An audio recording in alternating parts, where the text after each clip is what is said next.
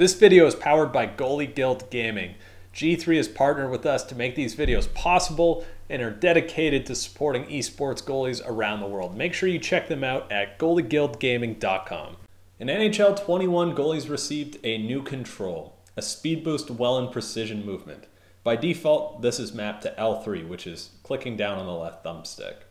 I've mentioned this earlier in the year, but I never came out with a video talking about it because I wanted to be 100% sure what I was giving you was the right advice and whether or not to use it.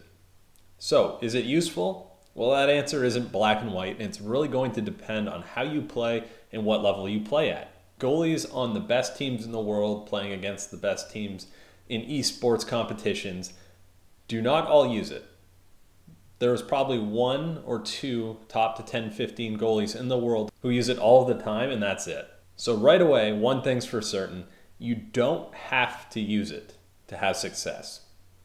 That being said, those one or two goalies are the exception, so you can use it and still have success. So I want to run you through what the speed boost does, what I found in testing, where it might be useful, and hopefully help you guys make your own decision on whether or not it's right for you. First off, using L3 for speed boost is awful. It's very hard on your joysticks. At the very start of the year, the first thing I did was remap my speed boost button to R1 or RB, since there is no control bound to that.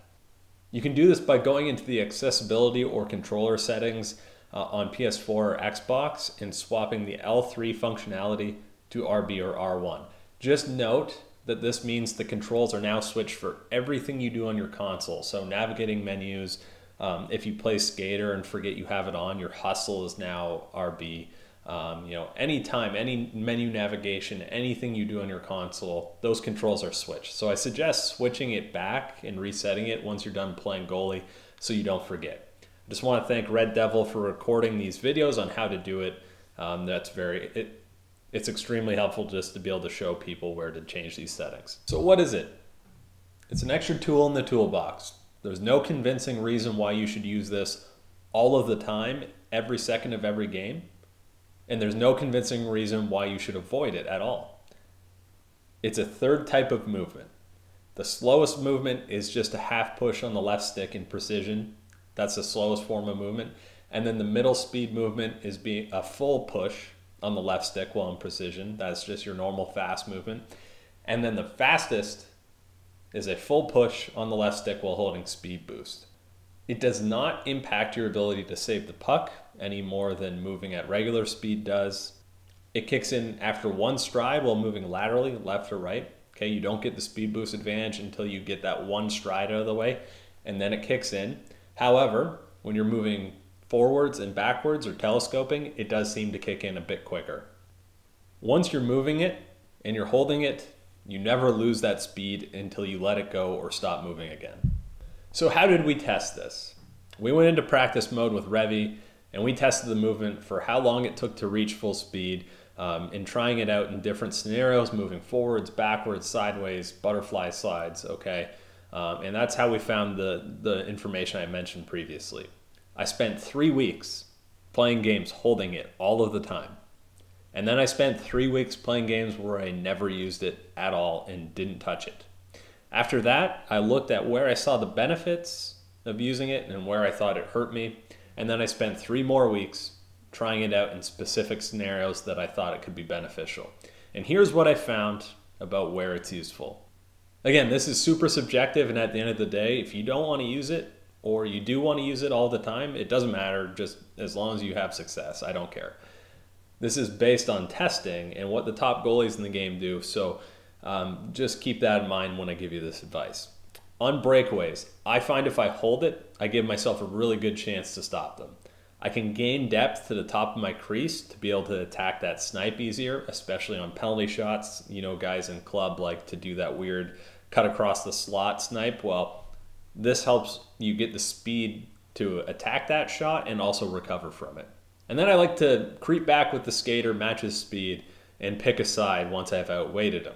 The speed boost really gives you an advantage once you're already moving, so it helps with changing directions and keeping up with the skater's speed when he cuts to one of the posts.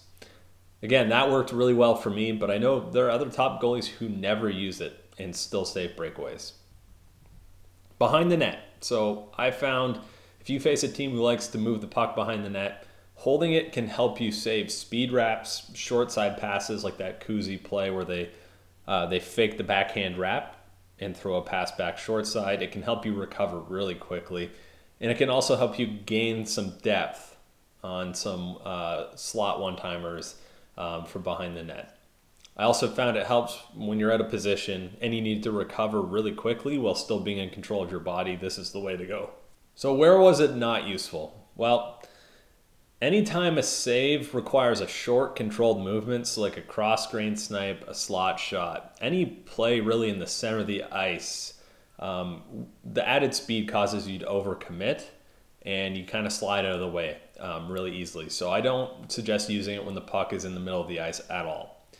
Puck tracking. You never have to move that fast to track the puck in this game. And if you are, you're probably out of position or moving too much. And lastly, the corner to high slot one-timer, or really the pass from behind the net up to the high slot where you're kind of near your post or you're on your post and they throw a pass to the circle and the guy shoots it far side. That speed boost doesn't have time to kick in because you have to move laterally, so it doesn't kick in until after the first stride. And by that time, the puck's either in the net or you saved it. So a lot of people think it helps in that scenario, but it doesn't actually add anything to acceleration. So, all right, I hope this video is helpful, guys. I know it's April, but I'm not interested in releasing advice at the start of the year only to go back on it 2 months later. I'm starting to shift my content to apply to all future iterations of NHL, since for the last however many years, nothing for goalies has changed drastically where it would require completely new basic advice, or the movement has been the same for a long time. So all of this advice is going to apply long into the future until goalie gets a really, really big change. Thanks for watching, guys. We'll see you next time.